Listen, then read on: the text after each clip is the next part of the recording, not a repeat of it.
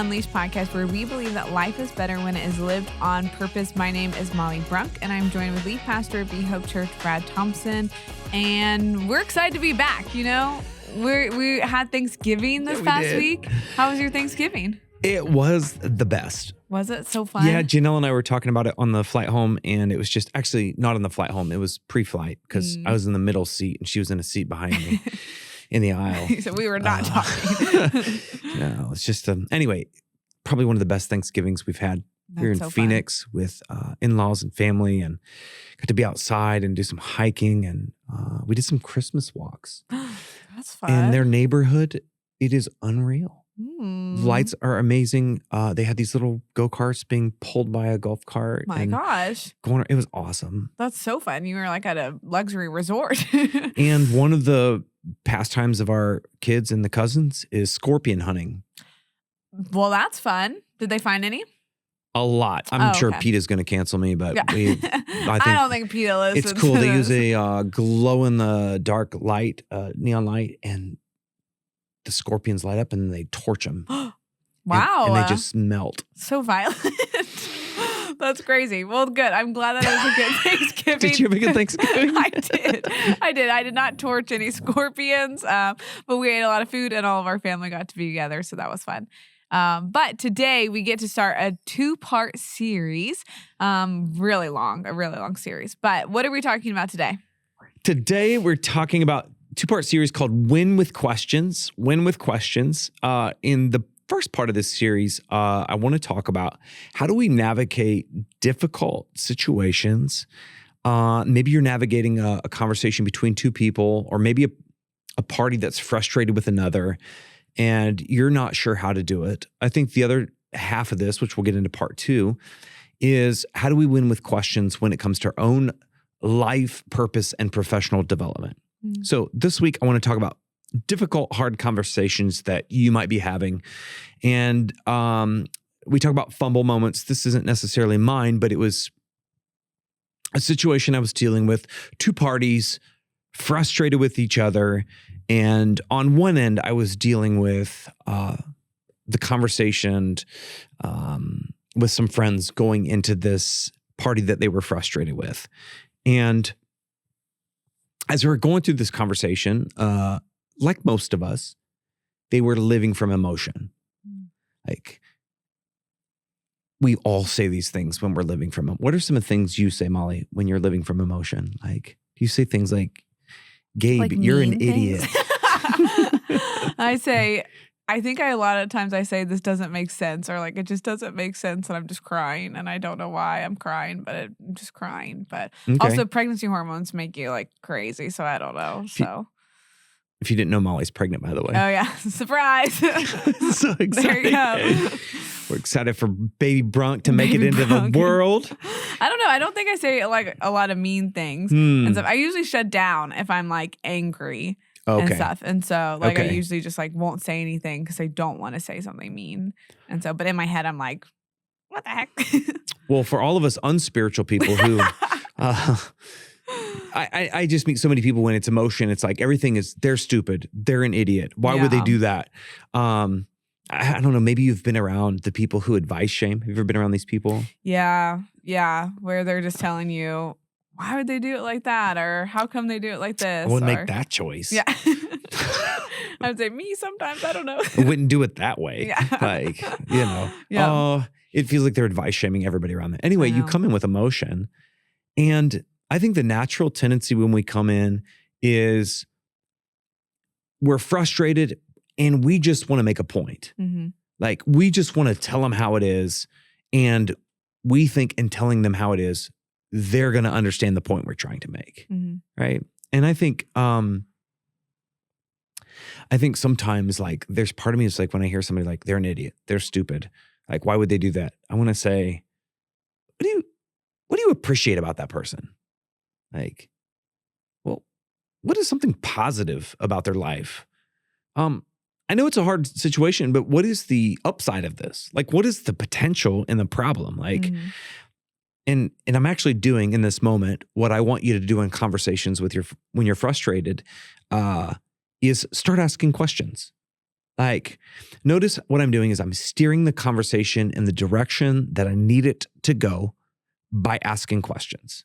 Because I think a lot of times we come in guns a-blazing, we're ready to fight, and we think we can win the conversation by making the point. When the reality is you can win the conversation by steering it in the direction you need it to go, but by asking the right questions. Am I making sense? Yeah, and it's when people may be fighting, but also like just in general too. Because I'm trying to understand, like, if there was something that you wanted to happen in service and there was a different plan, like, would you just ask questions to get them to reflect? Like, what if they really believed that that was the right move and you really believed differently? I think that was like, I was trying to think through the things that, like, oh, what do I get like upset about, or what do I maybe feel like I always know what's right? And sometimes I feel like that with service elements, and I'm wrong a lot of times. But in the moment, I'm like, oh, like it should be like this, it should be like this, or if it happens like this, it's going to be weird or awkward, and then it happens and it's fine. But I feel really strongly about it leading up to it, and so Yeah, I think in those situations, like in my mind, I wanted one thing, but the more questions I asked, I realized what was in my mind is not what they heard.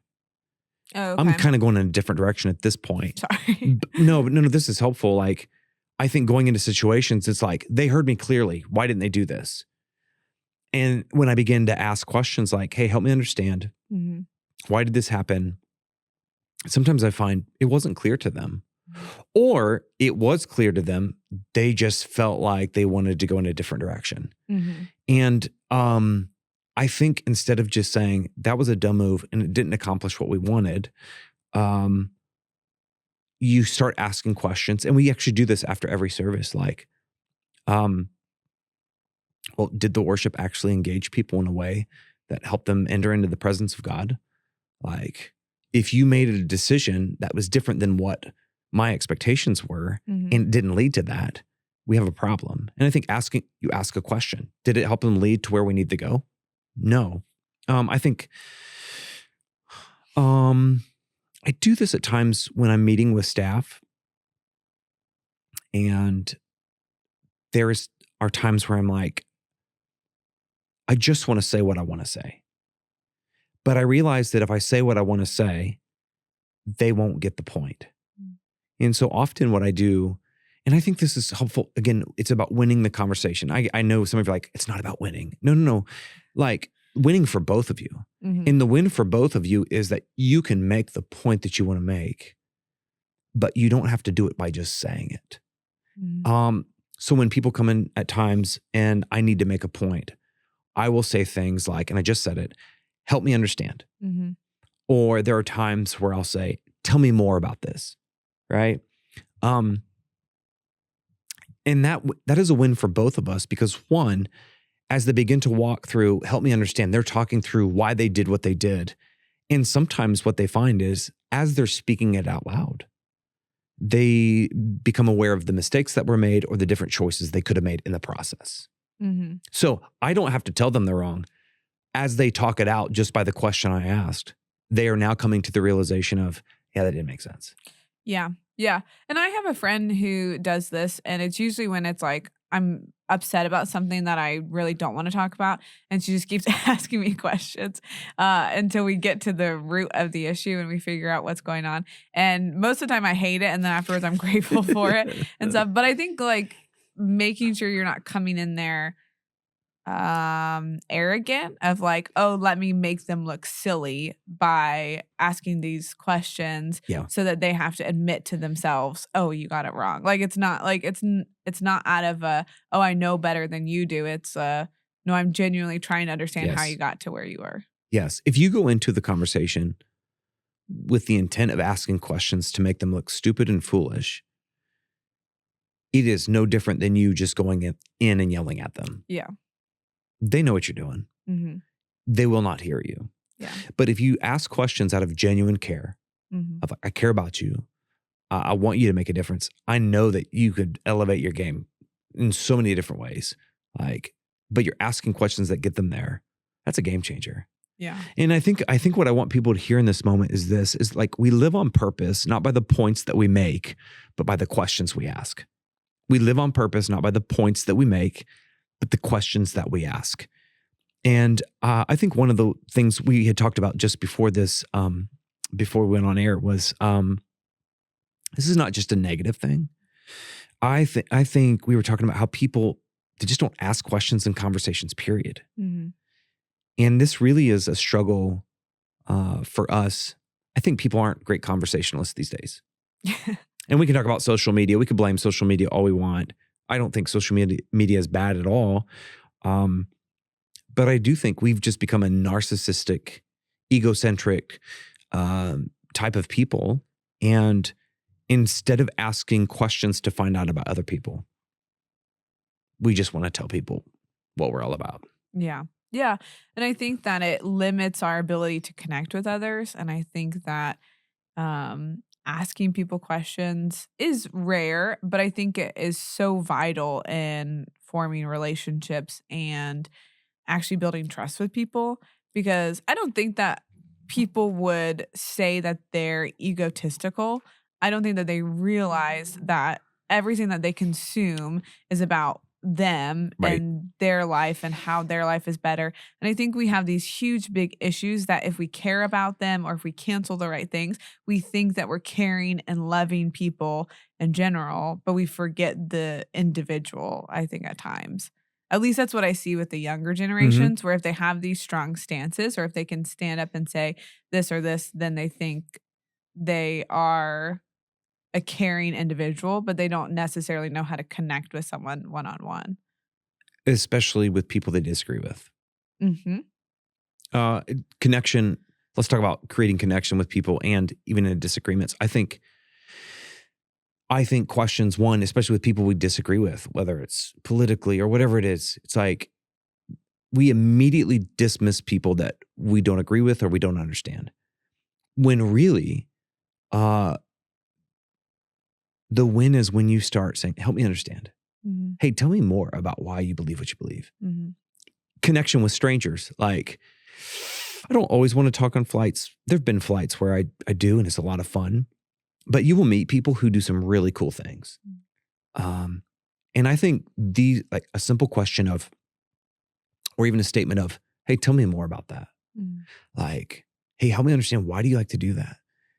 Those questions will create conversations that, if you just keep asking that throughout the conversation, you will find so much about other people, their character, their identity, what makes them tick, what gets them excited about life, why they do what they do. And that's where the fun begins. Yeah. Yeah. So what I'm hearing you say is, in arguments or in disagreements or just in general, like, have that humble approach where you're trying to understand, you're trying to figure out where this person is coming from so that you're not just coming in making a point. Yeah. Yeah. And I think to the point we've tried to make earlier, like, people won't get the point that you're trying to make if you're making a point. Yeah. People will get the point when they discover it for themselves. Mm-hmm. And the way they discover it for themselves is by the questions that you ask. One example, and then we'll move on quickly here, but you'll think less of me as a parent. But if my kid forgets his notebook, his backpack, or his lunch, and the school calls me, and I know you're gonna think I'm a jerk, but Janelle with me on this. If the school calls me and says, your kid is hungry because he forgot his lunch, you need to bring him a school lunch, or you need to bring him his notebook because he can't go on in this class without it, I would tell them, I am grateful for the call. He will have to live without it for now, but we will have a fantastic conversation when he gets home. And my point is this: if I just ran the book down to him, if I just ran the lunch down to him, he wouldn't learn anything. But if he starved the whole day at school or went to a class without his book and got an F, it is a great conversational piece when he gets home. Hey, my friend, how'd that class go without your notebook? Help me understand. Why didn't you have it today? Those questions, like, if I just took down the notebook, he wouldn't get the point. I think you're kind of crazy for it, but I also see the lesson and Listen, stuff. So you can meet the needs of your kids' anxiousness, and then you'll be doing their laundry in college. You'll be driving over to make them meals. Like, I think the first time, what if they just need you? What if they like really just need you? And then after that, it's like, I can't do that they again. don't need me to be their crutch. They need me to be their dad. And as their dad, it is my responsibility to teach them responsibility. And the way we do that is through the questions we ask when they screw it up. Hard life lessons to learn. That's fair. Anything else that you want to say before we do some hope or nopes? No, I would just say this. This is what you can do. If you want to live on purpose, again, it's not about the points that you make. It's the questions you ask. And I would say, as you enter into conversations with people, whether they're great conversations or conversations that are heated or tense, come in with some preloaded questions. Come in with questions already in mind of, how am I going to steer this conversation by asking, tell me more. That's actually a statement. Tell me more. Help me understand. Why did you do it this way? Those questions, just preloaded questions that you already have, will be helpful to the conversation. That's great. So Hope or Nope is our segment where we just ask if there's hope or nope for these situations, of these things going on in the world or in our town, and see what Brad thinks about it. So the first one is a new local coffee shop. It's called 7 Brew. It is a franchise, so you might have heard of it. Is there hope or nope for it? Well, I got to say, it's pretty cool. They dropped this coffee shop off on a trailer. It's that true. was kind of cool. It's true. It is busy. Yeah. 3 p.m. Lines out the door. Hope for the shop. Brad's a coffee connoisseur. He's picky. I give their coffee a 4 out of 10. Wow. All right. Slander. Some 7 Brew slander. Well, listen, half of our staff goes there. They love it. And the only reason they love it is because they get it all doctored up with tastes like melted sugar ice cream. and cream. It's like, would you like coffee with your with your diabetes? It's fine. I don't know if I can say that. All right, the next one is Ohio State Buckeyes. Listen, it's triggered. Yeah. He has no words. I am a diehard Buckeye fan, and I want to say hope, but that loss. Embarrassing. I love you, Buckeyes, but man. Embarrassing. It's a nope right now for me. Man. All right, last one. It might even be nope for Ryan Day. Oh, gosh. Poor Ryan Day. He needs a hug. The last one is Black Friday. Well, I contributed to the consumerism mentality on Black Friday. So, yes, give me a check for the worldly pagan. All right, nope for Brad's soul, but hope for the economy. So that's good. But thank you so much for listening to this episode. Make sure that you subscribe and share it with everyone in your sphere of influence, and we'll see you back here on the next episode. Thanks so much.